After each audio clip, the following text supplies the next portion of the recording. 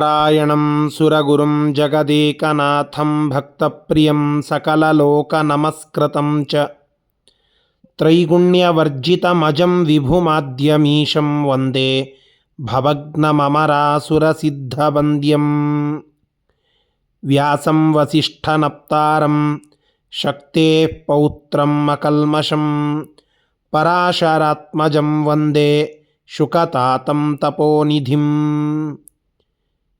ಶ್ರೀ ಗುರುಭ್ಯೋ ನಮಃ. ಹರಿ ಓಂ. ವಿಷ್ಣು ಸಹಸ್ರನಾಮ ಸ್ತೋತ್ರದ 41ನೆಯ ಶ್ಲೋಕದ ಚಿಂತನೆಯನ್ನು ಇವತ್ತು ಮಾಡೋಣ. ಉದ್ಭವಕ್ಷೋಭಣೋ ದೇವಃ ಶ್ರೀಗರ್ಭ ಪರಮೇಶ್ವರಃ ಕರಣಂ ಕಾರಣಂ ಕರ್ತಾ ವಿಕರ್ತಾ ಗಹನೋ ಗುಹಃ. ಪರಮಾತ್ಮನ 11 ವಿಶಿಷ್ಟವಾದ ನಾಮಗಳ ವರ್ಣನ ಈ ಶ್ಲೋಕದ ಹೂರಣವಾಗಿದೆ. ಪರಮಾತ್ಮನನ್ನು ಉದ್ಭವ ಅಂತ ಕರೀತಾರೆ. ಪರಮಾತ್ಮ ನಮ್ಮ ನಿಮ್ಮಂತೆ ಹುಟ್ಟನ್ನು ಪಡೆದಂಥವನಲ್ಲ. ನಾವು ಹೇಗೆ ತಾಯಿಯ ಗರ್ಭದಲ್ಲಿ ವಾಸ ಮಾಡಿ 9 ತಿಂಗಳ ನಂತರದಲ್ಲಿ ಅವಳ ಪ್ರಸವವಾದ ಮೇಲೆ ಹೊರಗಡೆ ಬಂದು ಹೀಗೆ ಅನೇಕ ರೀತಿಯಲ್ಲಿ ಗರ್ಭವಾಸಾದಿ ತೊಂದರೆಗಳನ್ನು ಅನುಭವಿಸಿ ಇಷ್ಟೆಲ್ಲ ಕಷ್ಟಪಟ್ಟು ಜನ್ಮವನ್ನು ಪಡೆದಿರ್ತೇವೋ, ರೇತಸ್ಸು ಮುಂತಾದ ಸಂಪರ್ಕಗಳಿಂದ ಒಂದು ಜನ್ಮ ಸಾಮಾನ್ಯರಿಗೆ ಲಭ್ಯವಾಗ್ತದೋ ಹಾಗೆ ಭಗವಂತನಿಗೆ ಅಂತಹ ಜನ್ಮವಿಲ್ಲ. ಅವನು ಉದ್ಭವ, ಅವನು ಉದ್ಭೂತನಾಗಿದ್ದಾನೆ. ತನಗೆ ಇಚ್ಛೆ ಬಂದಾಗ ಪ್ರಕಟಗೊಳ್ಳುತ್ತಾನೆ. ಸೂಕ್ಷ್ಮ ರೂಪದಿಂದ ಎಲ್ಲ ಕಾಲಕ್ಕೂ ಇದ್ದಾನೆ. ಸ್ಥೂಲವಾಗಿ ತನಗೆ ಇಚ್ಛೆ ಬಂದಾಗ ಉದ್ಭವನಾಗ್ತಾನೆ. ಆದ್ದರಿಂದ ಭಗವಂತನನ್ನು ಉದ್ಭವ ಅಂತ ಕರೆಯೋದುಂಟು. ಇನ್ನೊಂದು ವಿಶಿಷ್ಟವಾದ ಅರ್ಥ ಹಿಂದೊಮ್ಮೆ ಬಂದಿದೆ. ಭವ ಅನ್ನೋದಕ್ಕೆ ರುದ್ರದೇವರು ಅಂತ ಅರ್ಥ. ಉತ್ ಅನ್ನೋದು ಶ್ರೇಷ್ಠ ಅನ್ನುವ ಶಬ್ದಕ್ಕೆ ಇರುವ ಒಂದು ಪರ್ಯಾಯವಾದ ಶಬ್ದ. ಉತ್ತಮ, ಅದೇ ಉತ್.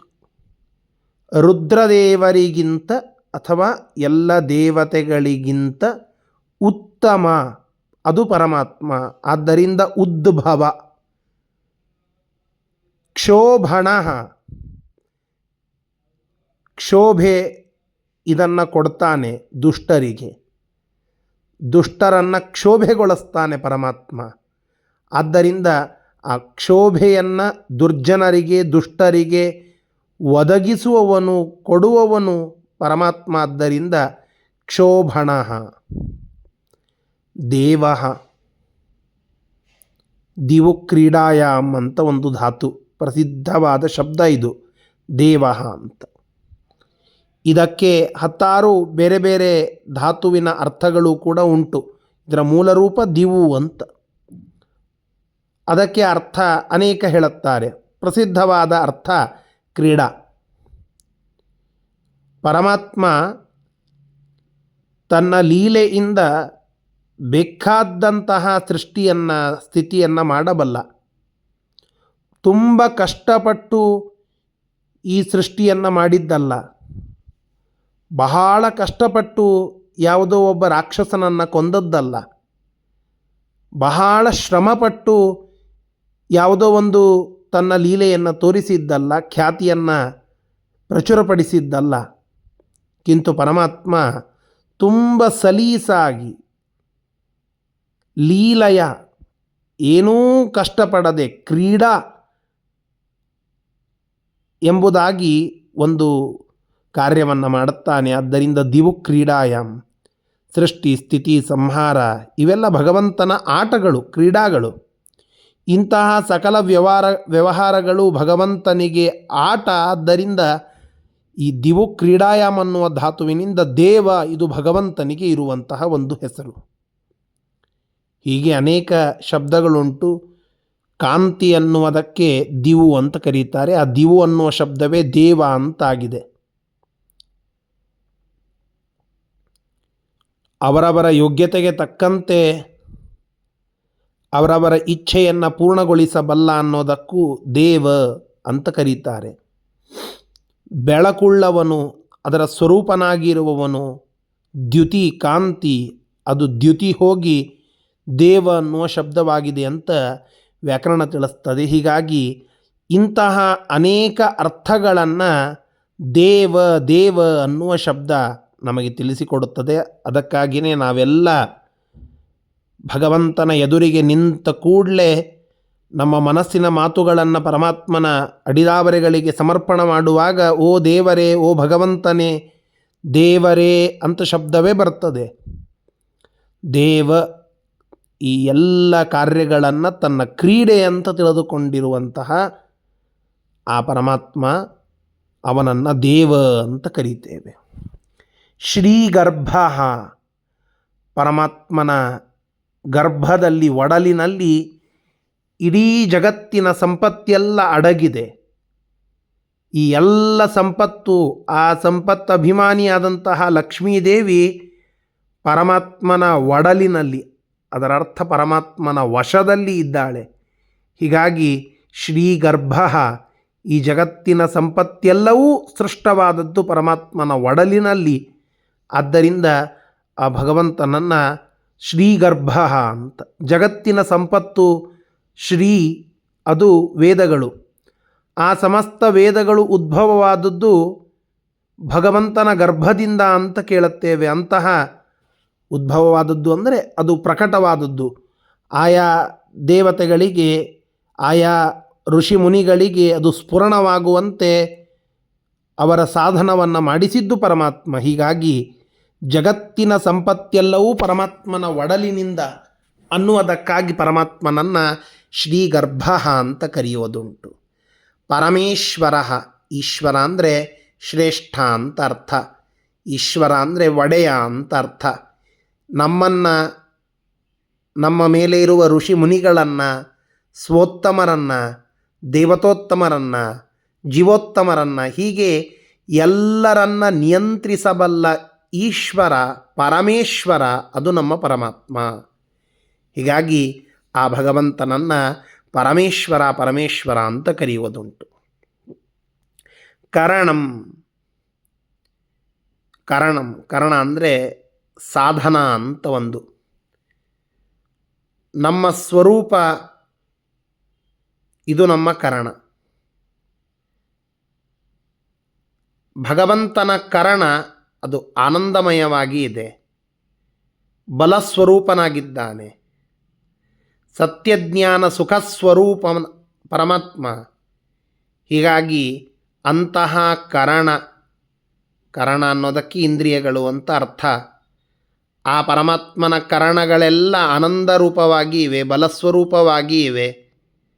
ಅಂತಹ ವಿಶಿಷ್ಟವಾದ ಕರಣವನ್ನು ಉಳ್ಳವನು ಪರಮಾತ್ಮ. ಆದ್ದರಿಂದ ಕರಣ, ಕರಣ ಅನ್ನೋದು ಪರಮಾತ್ಮನಿಗೆ ಇರುವಂತಹ ಒಂದು ಹೆಸರು.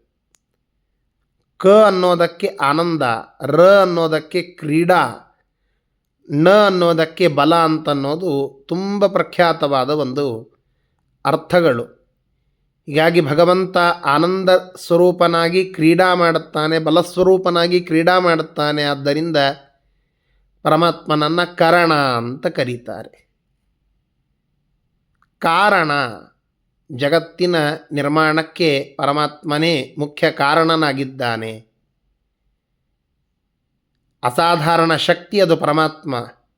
ಆನಂದ ಸ್ವರೂಪ ಅದು ಭಗವಂತ. ಅವನಿಲ್ಲದೆ ಹೋದರೆ ಜಗತ್ತಿನಲ್ಲಿ ಯಾವ ಕಾರ್ಯಗಳು ಕೂಡ ಆಗುವುದಿಲ್ಲ. ಆದ್ದರಿಂದ ಅವನು ಕಾರಣ, ಕಾರಣ ಅಂತ ಅನ್ನಿಸಿಕೊಳ್ಳುತ್ತಾನೆ. ಹಿಂದಿನ ಶ್ಲೋಕದಲ್ಲಿ ಹೇತು ಅಂತ ಬಂದಿತ್ತು, ಈಗ ಅದು ಕಾರಣ ಅಂತ ಇಲ್ಲಿ ಹೇಳಲ್ಪಡ್ತಾ ಇದೆ.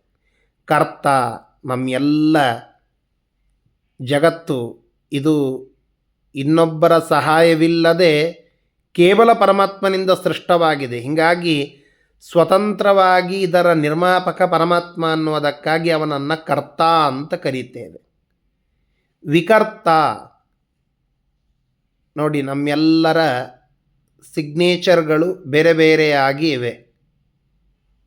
ನಮ್ಮೆಲ್ಲರ ಥಂಬ್ ಇಂಪ್ರೆಷನ್, ಹೆಬ್ಬೆಟ್ಟಿನ ಒಂದು ಆಕೃತಿ, ಅಚ್ಚು, ಅದು ಬೇರೆ ಬೇರೆಯಾಗಿ ಇದೆ.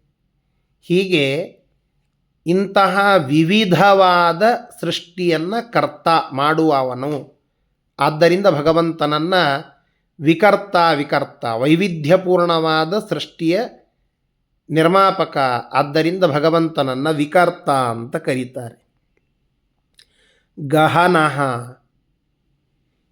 ಈ ಪರಮಾತ್ಮನನ್ನು ವೇದಗಳನ್ನು ಓದಿ, ಶಾಸ್ತ್ರವನ್ನು ಓದಿ, ಪೂರ್ಣವಾಗಿ ಆ ಪರಮಾತ್ಮನನ್ನು ತಿಳಿದುಕೊಳ್ಳಲಿಕ್ಕೇನೇ ನಮ್ಮ ಜೀವನವನ್ನು ಇಡಿಯಾಗಿ ಹಾಕಿದರೂ ಕೂಡ ತಿಳಿಯಲಿಕ್ಕೆ ತುಂಬ ಕಷ್ಟ. ಯಾಕೆ? ಆ ಭಗವಂತ ನಿಗೂಢ, ಅವನು ಗಹನ, ಅವನ ಆಕೃತಿ, ಅವನ ಸೃಷ್ಟಿ ಕಾರ್ಯ, ಸ್ಥಿತಿ ಕಾರ್ಯ, ಇವುಗಳನ್ನು ತಿಳಿದುಕೊಳ್ಳೋದು ಕಷ್ಟ ಸಾಧ್ಯ.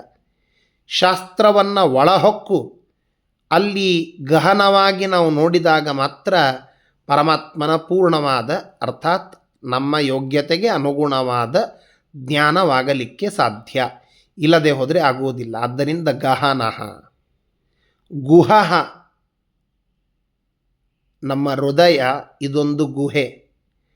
ಆ ಗುಹೆಯಲ್ಲಿ ವಾಸ ಮಾಡುವ ಪರಮಾತ್ಮ ಗುಹಃ, ಗುಹೆಯಲ್ಲಿ ಅವಿತವನು. ಉಪನಿಷತ್ತು ಬೇರೆ ಬೇರೆ ಕಡೆಗೆ ಹೃದ್ಗುಹೆಯಲ್ಲಿ ವಾಸ ಮಾಡುವ ಪರಮಾತ್ಮ ಅಂತ ತಿಳಿಸಿಕೊಡುತ್ತದೆ. ಜೀವಸ್ವರೂಪದಲ್ಲಿ ಆ ಹೃದಯ ಕಮಲದಲ್ಲಿ ಮಧ್ಯ ನಿವಾಸಿಯಾಗಿ ಪರಮಾತ್ಮ ಇರ್ತಾನೆ. ಆದ್ದರಿಂದ ಗುಹಾಂತ ಪ್ರವಿಷ್ಠನಾಗಿ ಪರಮಾತ್ಮನಿದ್ದಾನೆ ಅನ್ನುವುದಕ್ಕಾಗಿ ಗುಹಃ ಅಂತ ಪರಮಾತ್ಮನನ್ನು ಕರೆಯುವುದುಂಟು. ಹೀಗೆ ಈ ಎಲ್ಲ ನಾಮಗಳಿಂದ ಸ್ತುತ್ಯನಾದ ಪರಮಾತ್ಮ ನಮ್ಮನ್ನು ರಕ್ಷಿಸಲಿ ಅಂತ ನಾವು ಪ್ರಾರ್ಥನೆಯನ್ನು ಮಾಡೋಣ. ಶ್ರೀಕೃಷ್ಣಾರ್ಪಣಮಸ್ತು. ಹರಯೇ ನಮಃ.